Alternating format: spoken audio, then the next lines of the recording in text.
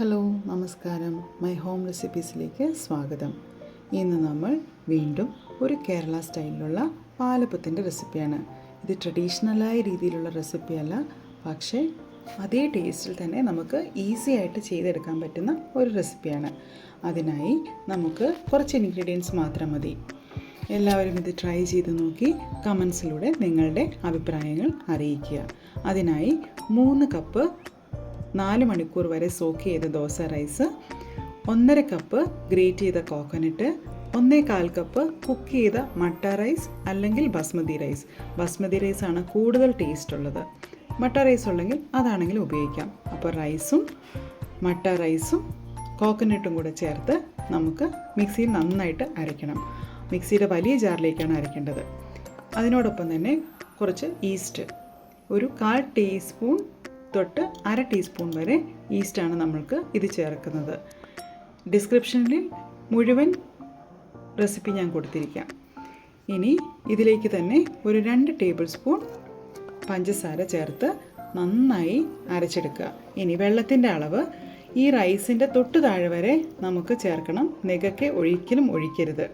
തൊട്ട് താഴെ ഇതുപോലെ ഒന്ന് ചെരിച്ചു കൊടുക്കുമ്പോൾ കാണുന്നത് പോലത്തെ പാകത്തിലാണ് വെള്ളം എടുക്കേണ്ടത്. ഇനി ഇതെല്ലാം കൂടെ ചേർത്ത് നല്ല വെണ്ണ പോലെ അരച്ചെടുക്കുക.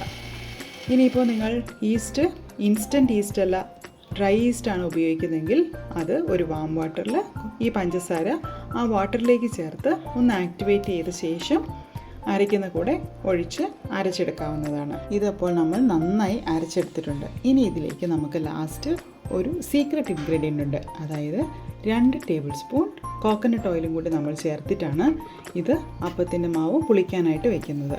അപ്പോൾ നമ്മൾ ഓയിൽ ചേർത്ത് നന്നായി മിക്സ് ചെയ്ത് വെക്കുക. ഇത് അടുത്ത ദിവസം രാവിലെയാണ് നന്നായിട്ട് അപ്പത്തിൻ്റെ മാവ് പുളിച്ച് പൊങ്ങി വന്നിട്ടുണ്ട്. അപ്പത്തിന് അരയ്ക്കാൻ വയ്ക്കുമ്പോൾ നമ്മൾ ഉപ്പ് ചേർക്കില്ല. പിറ്റേ ദിവസമാണ് അപ്പം ഉണ്ടാക്കുന്നതിന് തൊട്ട് മുൻപാണ് ഉപ്പ് ചേർക്കുന്നത്. ഉപ്പ് ചേർത്ത് മിക്സ് ചെയ്ത് ഇനി ഒരു നോൺ സ്റ്റിക്ക് അപ്പച്ചട്ടിയിലോ അല്ലെങ്കിൽ ഇൻഡാലിയത്തിലോ കാസ്റ്റ് അയണിൻ്റെയോ ചട്ടിയിൽ നന്നായി കുറച്ച് എണ്ണ തടവിയ ശേഷം ഈ അപ്പത്തിൻ്റെ മാവ് ഒഴിച്ച് ഒന്ന് ചുറ്റിച്ചെടുക്കുക. അതിനുശേഷം പാകത്തിനായി കഴിയുമ്പോൾ നിങ്ങൾക്ക് അത് ഉപയോഗിക്കാവുന്നതാണ്. അപ്പോൾ പാലപ്പച്ചട്ടി ഇൻഡാലിയമോ അല്ലെങ്കിൽ കാസ്റ്റ് അയണോ ആണെങ്കിൽ നിങ്ങൾക്കൊരു ഒരു ഒനിയൻ പകുതി മുറിച്ച് അത് എണ്ണയിൽ മുക്കി ഈ പാലപ്പത്തിൻ്റെ ചട്ടിയിലേക്ക് ഒന്ന് തടവി കൊടുത്താൽ അപ്പം ഒരിക്കലും അടുക്കി പിടിക്കില്ല.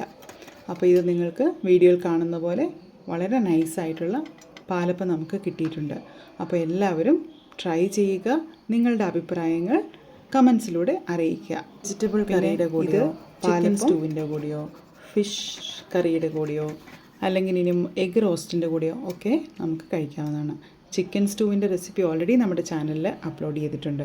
അപ്പോൾ നിങ്ങൾ ഈ 2 റെസിപ്പി ട്രൈ ചെയ്ത ശേഷം കമൻസിലൂടെ നിങ്ങളുടെ അഭിപ്രായങ്ങളും സജഷൻസും അറിയിക്കുക. Thank you for watching.